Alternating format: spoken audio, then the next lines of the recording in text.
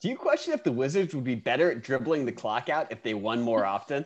All right, so the Wizards won in John Wall's return to Washington, and we got Rui Hachimura, and he's trying to pass the ball to Denny Abdia. Did I say his name right, Clinton? You actually watch these guys play basketball. Yes, you did. And unfortunately, I do watch these guys play. Maybe not basketball, but something. Oh, no. Oh, wow. Oh, no. He threw the ball out of bounds, running out the clock.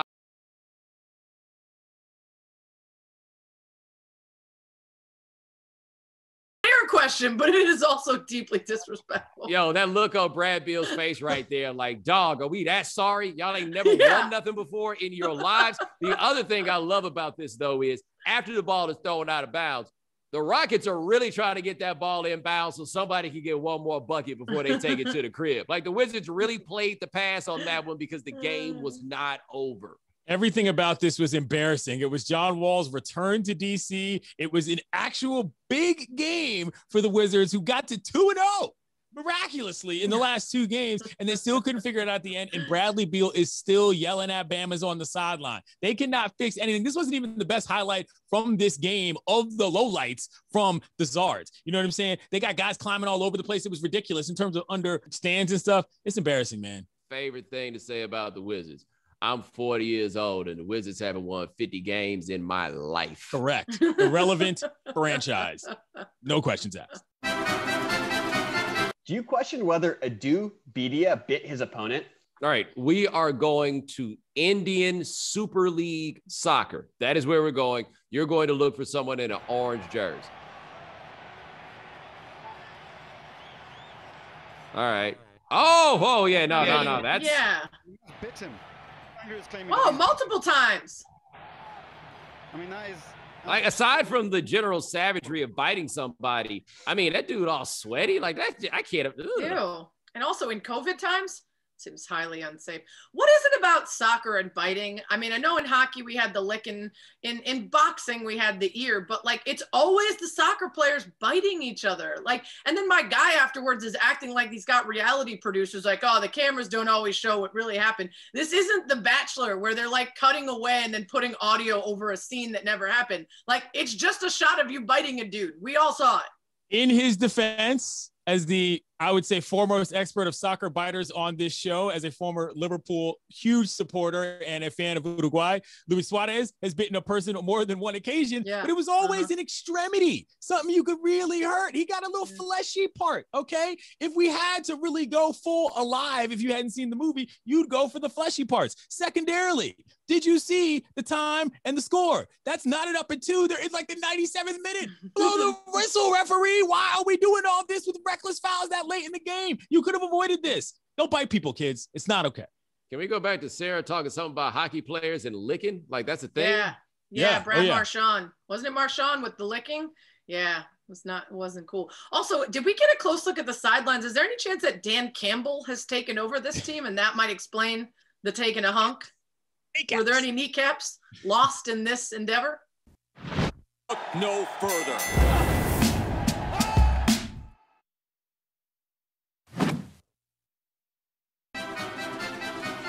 Tonight on ESPN2, the Australian Open. All right, now we got Serena and Osaka playing tomorrow night. Right now, we're going to show you Novak Djokovic. He was up a set in the fourth set, but down 4-1 in that set. And he, lost his mind briefly. oh boy, there's an Oh boy. Oh, yeah. Oh, no. It's always the racket's fault. Wow, those shoes don't look very expensive at all. Anyway, after this happened, he rattled off and won the next 5 games and won the set and won the match. So I guess good for him. Clinton, are you intrigued? No, I'm not intrigued. I'm so over this guy's antics. He is like 10,000th on my power rankings of jokers in total of life. And every single time he smashes a racket, I want to change the channel. However, Serena versus Naomi, big time matchup in my household. I'm very excited about this. If you're wondering about my other jokers, Mark Hamill is high on the list. Jack Nicholson is high on the list. Nicole is high on the list. Not a single one of us was thinking about Joker your other Phillips, joker list. former Maryland strength coach, Sarah, is on the express list your too. intriguement, please. I I'm mostly intrigued by the fact that these producers know how much garbage they hand us, that they set up this topic with, wait, this is actually really interesting because they know that most of the garbage they hand us is not. This is interesting. First of all, this is a guy in Djokovic who got clowned by Kyrgios earlier in this tournament, which tells you everything you need to know because Kyrgios is basically the joker of the league. And Djokovic is the guy that's deserving of this, the anti-vax stuff and the dancing during COVID shirtless and all the other. And now with the racket. So drawing attention to himself, but he continues to win. So I guess he gets the last laugh in that argument with Kyrgios. Serena and Osaka is going to be amazing. I don't have a list of jokers to compare anything to, so that's it. Baby Joker from next Friday. Why did you say the big Joker from about Spades? The Joker list? Because all that was going to make Jared Leto was a good Joker again. for my money. I'm just saying. And now that he knows I hate it, he's going to just continue. Song by Steve Miller Band. Heath Ledger was a good Joker too. All right, that is the show. Salmon Yates has got a column up at theundefeated.com on John Wall. Sarah Spain, check out her podcast, That's What She Said. And Bomani Jones, The Right Time with Bomani Jones podcast. You are always so good with that. It's Rosé. Claritin D. Get more airflow. I didn't realize that you were all the way at get out of the car in a safari in your life. Yeah, my dad lived in Yeah. South Africa when I was in high school, and when I was You're not hard, I supposed to thought do I was that, the man. man. I bet he got wouldn't out get of out. I cars bet in he wasn't safaris. getting out the car. I mean, my buddy did with me, so we got out. He just said, "I'm keeping the motor running. Get your butts back in. I'm keeping the doors locked. You got to come through the sunroof." Did And that's that exactly what we did did.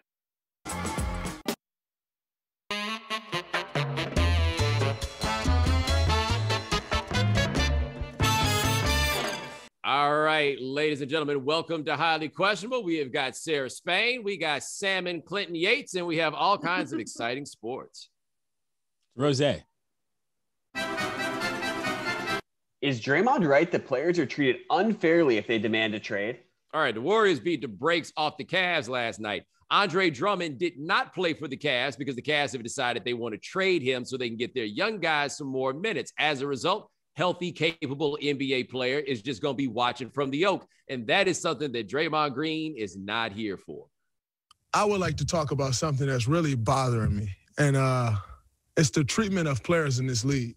To watch Andre Drummond before the game sit on the sideline, then go to the back, and then come out in street clothes because a team is going to trade him is bull. Because when James Harden asked for a trade and essentially dogged it, I don't think there was no surprise or there's no one's going to fight back that James was dogging it his last days in Houston. But he was castrated for wanting to go to a different team, and everybody destroyed that man. And yet a team can come out and say, oh, we want to trade a guy, and then that guy is to go sit. And if he doesn't stay professional, then he's a cancer, and he's not good in someone's locker room, and he's the issue. At some point, as players, we need to be treated with the same respect and have the same rights that the team can have. Because as a player, you're the worst person in the world when you want a different situation. But a team can say they're trading you, and that man is to stay in shape. He is to stay professional, and if not, his career is on the line. At some point, this league has to protect the players from embarrassment like that. It goes along the same lines of when everyone wants to say, oh, man, that young guy can't figure it out. But no one wants to say the organization can't figure it out. At some point, the players must be respected in these situations, and it's ridiculous, and I'm sick of seeing it. Y'all have a great night. I'll see y'all tomorrow or Wednesday.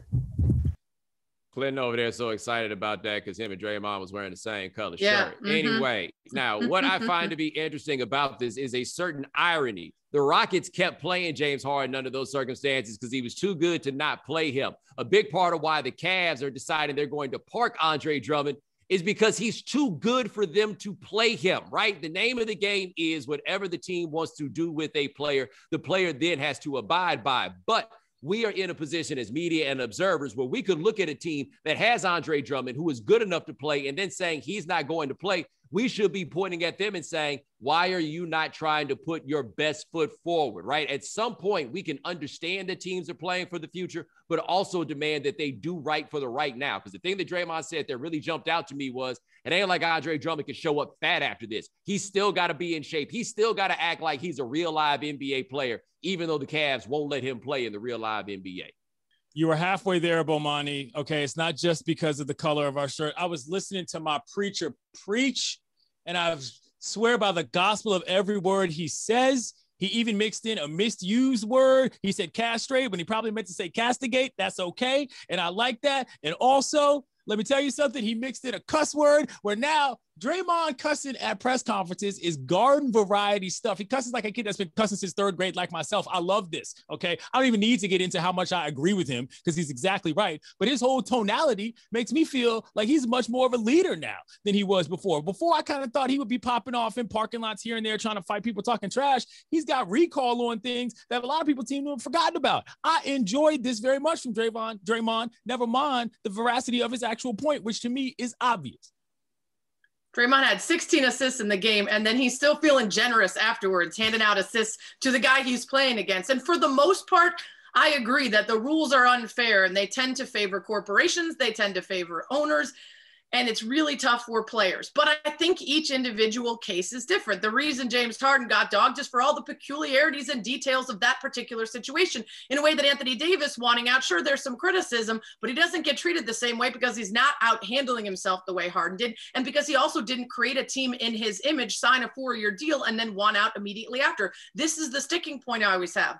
In the abstract, I am all for player empowerment, but in the specific, very often what it means for a player to get what they want is to screw over their teammates, GM, coach, owner, and whatever plan those people made based on the contract that they signed. Sports is really tough because you all depend on each other. This isn't an individual thing. So while I do think that players should be able to decide where they use the talent that they have, there's something to be said for the difficulty in planning for the long-term future and success for a team if you assume that the contracts that have been signed will be valued and will actually go to their completion. That's where I get caught up in this because I want to say he's right and he is in so many ways, but I also understand that it can't be a wild, wild west of any time a player changes his mind mid-contract.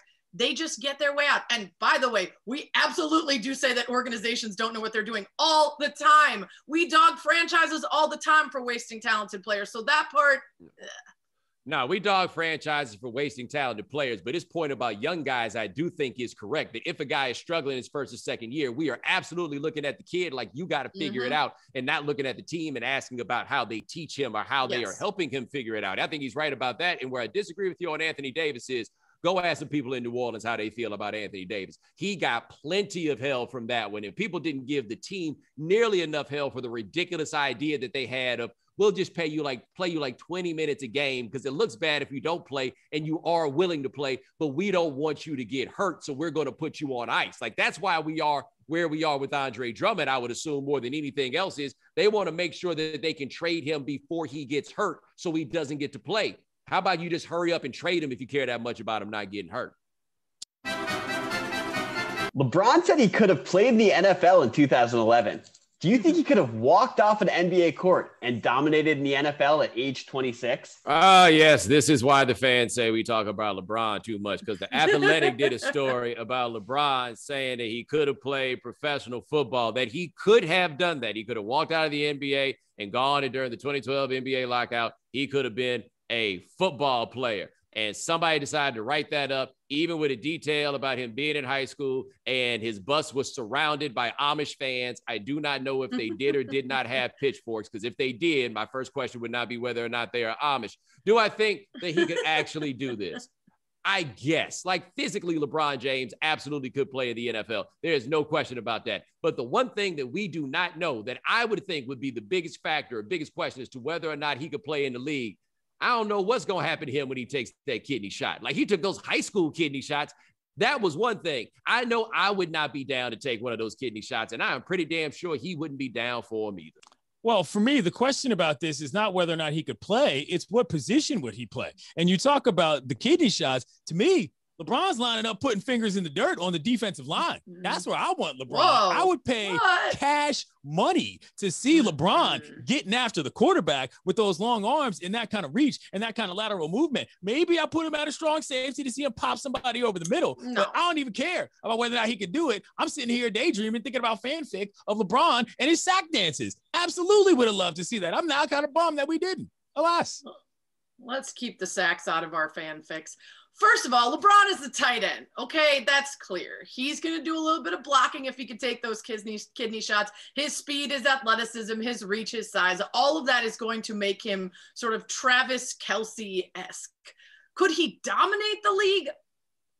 I usually don't like these conversations because I think they're insulting to the people who spent their lives studying and understanding the game, not to mention all the physical work. He's got the physical stuff. Could he dominate? Probably not. Could he be inserted into a lineup and make some sick catches and absolutely make it in the league? I'm not going to be the one to tell him no, that's for sure. The dude had people in that story, and I know he didn't write the story, but the dude had people in the story trying to make the argument that he could have been Randy Moss if he was in the NFL. And I got news for you. If there was some dude running around Ohio in the early part of this millennium that could have been Randy Moss in the NFL, that dude would not be playing in the NBA right now. He would be looking like Randy Moss in the NFL. Don't bite people, kids. It's not okay. Can we go back to Sarah talking something about hockey players and licking? Like, that's a thing? Yeah, Brad Marchand. Wasn't it Marchand with the lick?